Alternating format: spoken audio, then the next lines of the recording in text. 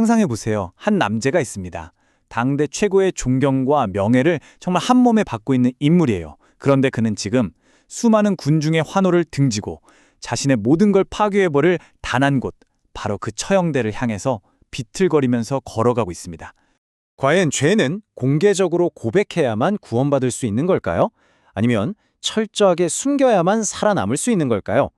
오늘 너세니얼 호손의 고전 주홍글씨를 제대로 한번 파헤쳐 보겠습니다. 자, 먼저 이야기의 배경부터 한번 들어가 보죠.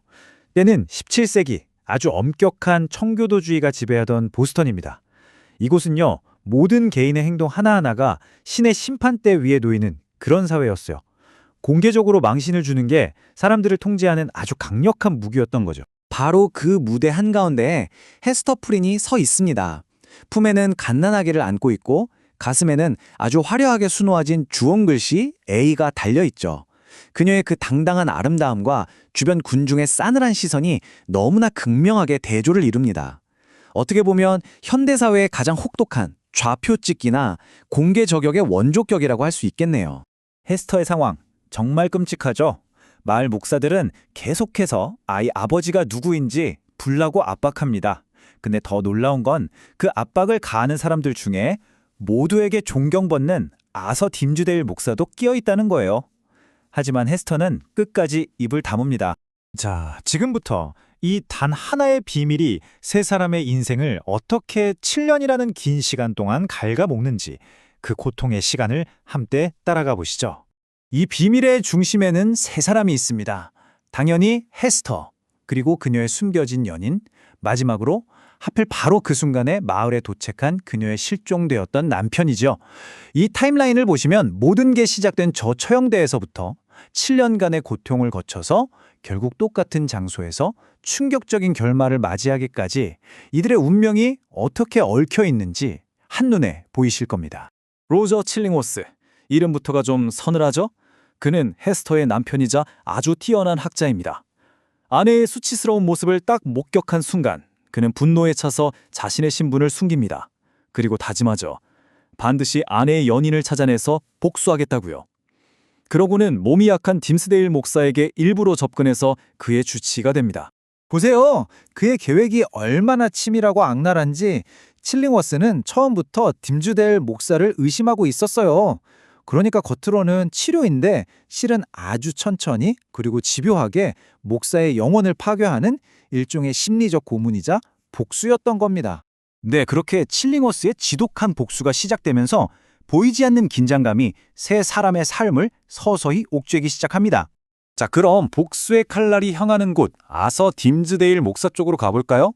신도들한테는 거의 성인으로 추앙받고 있지만 사실 그의 내면은 고백하지 못한 죄의 무게 때문에 완전히 무너져 내리고 있었어요. 이 대사가 그의 고통을 그대로 보여주죠. 헤스터, 당신은 행복하오. 주홍글씨를 가슴에 드러내고 있으니 내 것은 이 안에서 비밀 위에 불타고 있소. 이 위선이 그를 말 그대로 안에서부터 좀먹고 있었습니다. 밤마다 아무도 모르게 채찍으로 자기 몸을 때리고 철야 기도를 하면서 헤스터와 아이가 나타나서 자기 가슴을 가리키는 그런 환영에 시달리죠. 아, 그래서 그가 늘 가슴에 손을 얹고 다녔던 거구나 싶죠.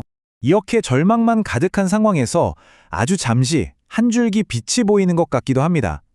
헤스터와 딤즈데일이 숲에서 만나서요, 다 버리고 함께 유럽으로 도망치기로 결심하거든요.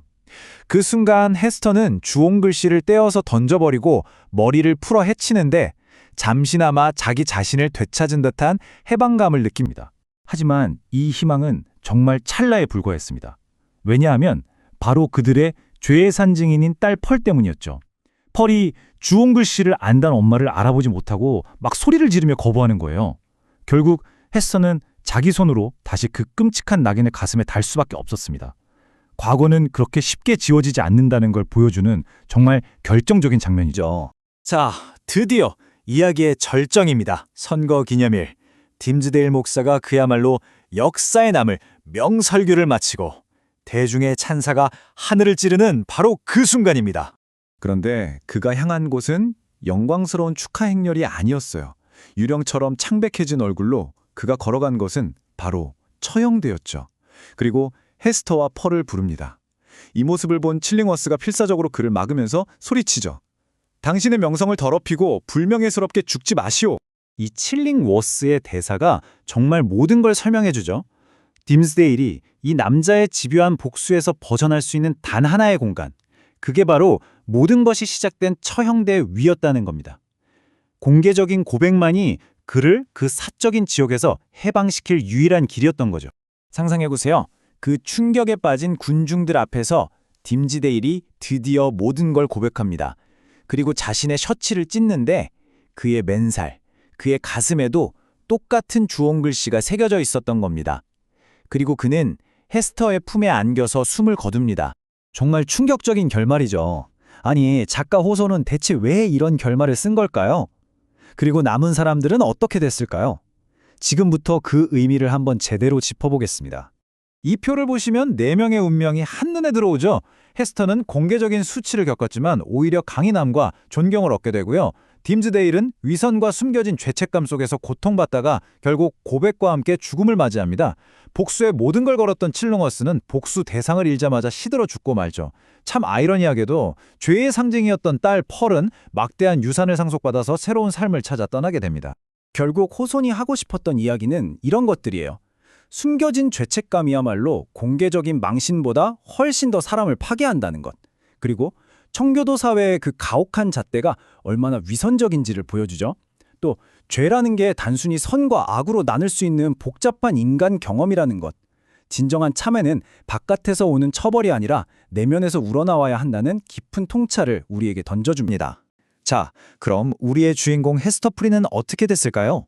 놀랍게도 시간이 한참 흐른 뒤 그녀는 스스로 뉴잉글랜드로 돌아옵니다. 그리고 자기 손으로 다시 그 주홍 글씨를 가슴에 달아요. 하지만 이제 그 글씨는 더는 수치의 상징이 아니었습니다. 오히려 그녀의 지혜와 강인함, 그리고 다른 사람을 돕는 공감 능력의 상징이 되었죠. 그녀를 억압했던 상징을 스스로의 힘으로 완전히 다른 의미로 바꿔버린 겁니다. 정말 대단하지 않나요? 자, 이 모든 이야기를 보고 나니 이런 질문이 남습니다. 여러분이 생각하기에 진짜 가장 큰 죄는 과연 무엇이었을까요? 한순간의 뜨거운 열정이었을까요? 아니면 7년이란 긴 시간 동안의 차가운 위선이었을까요? 시청해주셔서 감사합니다. 구독과 좋아요 부탁드리고 다음 영상에서 만나요.